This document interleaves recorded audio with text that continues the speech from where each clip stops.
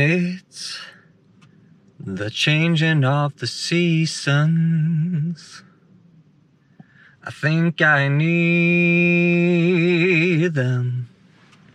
I guess I'm too Scandinavian. Well, I'm not so sure about that. I don't really need the seasons, but they're here anyway. So fall is here. It's gray, it's wet, it's pretty cold, and my boat slip is empty. So, let's go to Italy!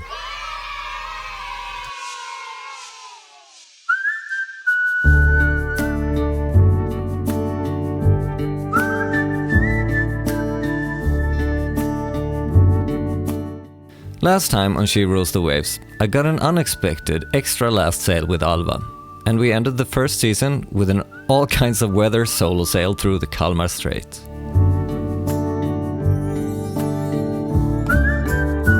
This time I bring the boys down to Italy for their first visit, and we'll give you a tour of our new boat currently named Novara 2. Thanks so much for your support, and I hope you know how much we appreciate all the comments, likes and shares. And if you haven't already, please don't forget to subscribe.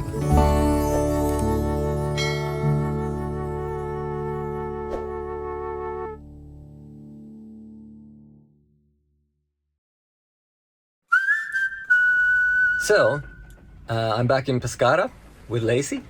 Hello, you. And I'm starting season 2 with doing a lot of maintenance that needs to be done before I could move the boat away from here. But the fact is that this summer I am sailing around Italy and up to France and through France on the European inland waterways and up through Germany and maybe Netherlands, and we'll see which way we'll take when we get there. But the thing is that I will need crew. So this is a chance for you to actually join me on the boat this summer. And if you're interested in that, you can check out more details on sherulesthewaves.com. I am going to say this though, that I will prioritize if you're a patron or a channel member, so maybe you should check that out first. But for now, this is season 2. So we'll go down to the boat around Halloween, me and the boys, and I'll show you how that went, and you will get a boat tour. So stay tuned.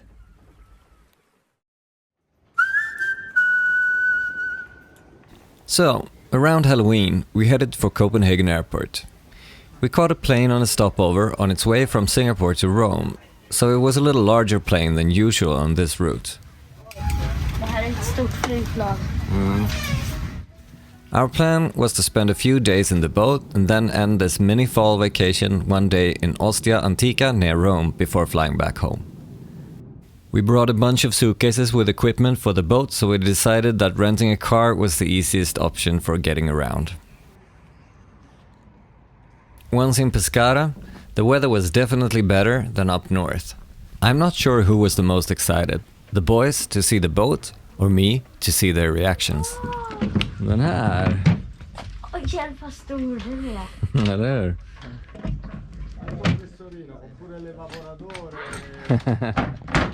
Oj. Där är Egil framme. I'm the king of the world! I'm the king of the world!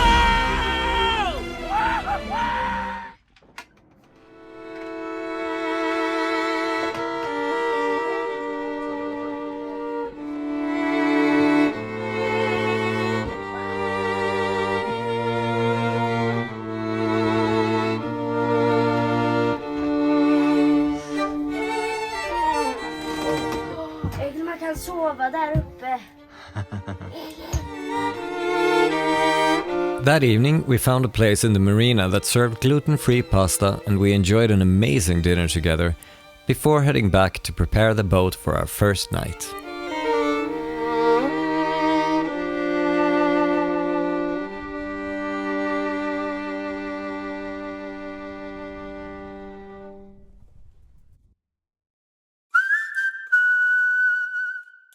We all slept in the next morning, but eventually prepared our breakfast on the original Olympic marine plates that we found in the boat.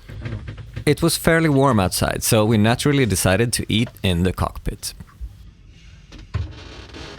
Not too shabby. And then I felt it was time to take the droney for a spin.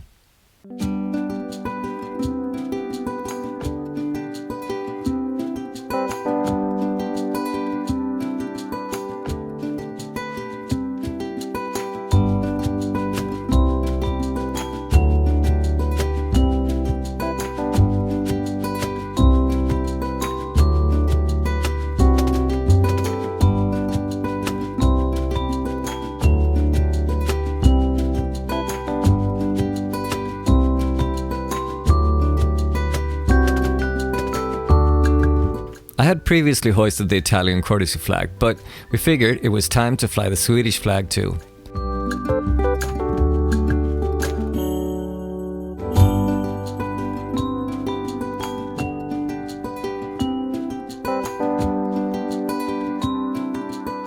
And while the boys were, let's call it, relaxing on the deck, I wanted to start one of the million projects that were due.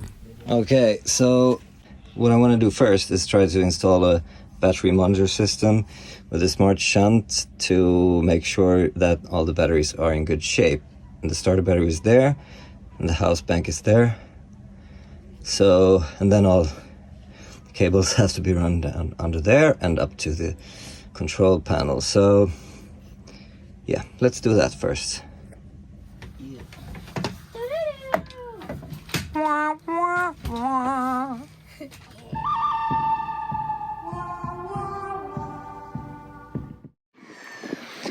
I just pumped up the dinghy and it seems to be floating, so that's a good sign. The wind really picked up in the last 5 minutes, from nothing to this.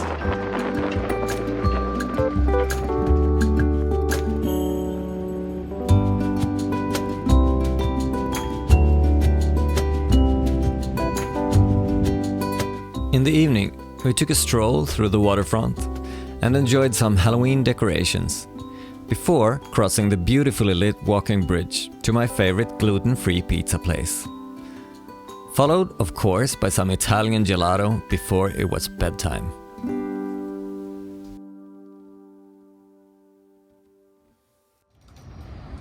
Here she is, Novara 2, or Novara 2, I think, because it was an Austrian owner in the beginning, and then the Italian owner, Tino, that I bought her from. What we will call her, we'll get into later, because that's a whole different story.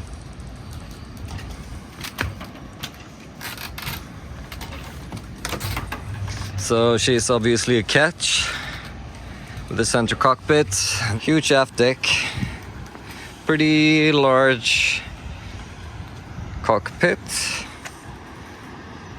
We have access to the aft cabin, access to the main cabin. And this huge Dodger and flush deck, teak. It really needs some loving, but it's a glued one, so all the screws and everything from before is already taken care of, and so I'm not worried about leakage. Right now, here's the tender. I tried that yesterday, as you will see in the video. And of course the furler and anchor. And there's an electric windlass under there too.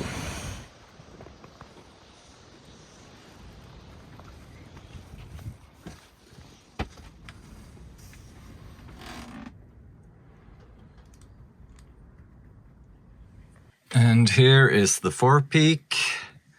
I have this extra little thingy here to make it a double bed if you want to, and there are lockers and there are windows. There's a window back there too, and locker and a hanging closet with some extra space. And then it's a chain locker up there, and some drawers under there, and a door to the head. But the forward head you can access all from here and from the forepeak. And the forward head is on that side, and there's also a hanging closet on that side. I just stuck the sail in there, and it's got this really cool natural light from the prism in the ceiling. I have a bunch of those in the heads and in some closets. It's really cool. And the main saloon, of course, looks like this. You can make that a double bed. We have Lazie. Hiya. And on the other side, we have one berth over there with a lot of storage space behind, and one berth over here where there's a lot of cushions at the moment. And the galley, pretty nice. I have some big plans for this, but it's really quite practical, I must say. Although the 70s brown vibe is pretty obvious. You can hold yourself here and you can stand like this. And yeah, that's pretty good. On the other side of the galley is the, well, I guess it's a nav station, but it's actually a fridge. This whole thing here, it's a fridge. So that is cool. Although I'm not sure where I'm gonna have my office because of that, but we'll see. And if you move on aft from there, you have the little companionway, and here's a charts table and some lockers and stuff, kind of a little workbench here, but it's not standing room, so that's not very nice. Access to the engine, hanging locker, and then you come to the aft cabin. And this, I'm actually thinking about redoing this entire thing, but that's gonna be in the future, so we'll see. For now, it's pretty cozy, and it's kind of the master cabin, you could say. So here's a bed and some drawers and a lot of storage over there and under here. And access to the cockpit where my son just showed his head. Yeah, there he is. And another head. And this is the one that I'm actually thinking about doing a lot differently, because well, this is just an idea, nothing that I'm sure of yet, but if I move this wall to about here, I could have room for maybe a washing machine and a separate shower, and that would be really nice. That means I have to put the bed that way in the end, and I'm not, yeah, I think that would work actually, but yeah, that's just an idea. If you have any other ideas, don't hesitate to tell me.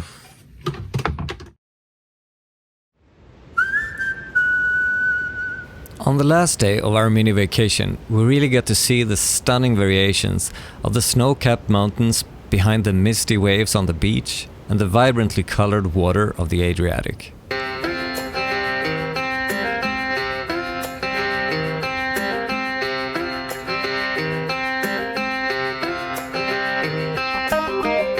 Novara looked so peaceful, and I can't wait to give her her new name and get away from the marina. But before long, it was time for us to jump in the car and drive back towards Rome, where we stopped by the ancient city ruins of Ostia, Antica. I could probably do an entire episode on this place, but since that's not really the theme of this channel, I'll keep it brief. Ostia was founded around 600 BC and soon became a major trading hub around the riverbanks and its vicinity to the capital. It kept that way until maybe around 40-something AD, when the Emperor Augustus founded a new port slightly north of this place. The weather was just lovely, and we enjoyed meeting the friendly furry locals, as well as having a short picnic in the ancient amphitheater on our way through this fascinating maze of ruins.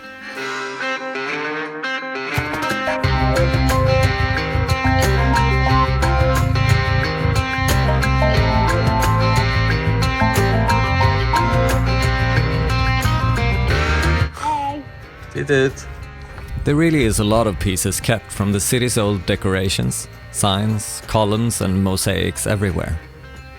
But eventually our hunger made us leave this place for a snack at the beach before heading back to the airport hotel where we would spend the night before the early morning flight.